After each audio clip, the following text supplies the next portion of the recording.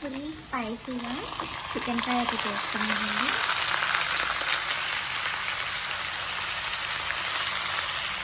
అయితే బాగా ఫ్రై చేసుకొని లిడ్ పెట్టుకొని కుక్ చేసుకున్నానండి ఒక 10 మినిట్స్. దీంట్లో కాంబినేషన్ వచ్చేసి మజ్జిగ చారు,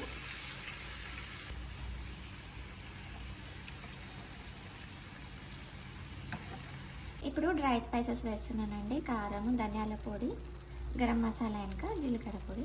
మళ్ళీ లిడ్ పెట్టుకొని ఒక 10 మినిట్స్ ఫ్రై చేసుకున్నామండి.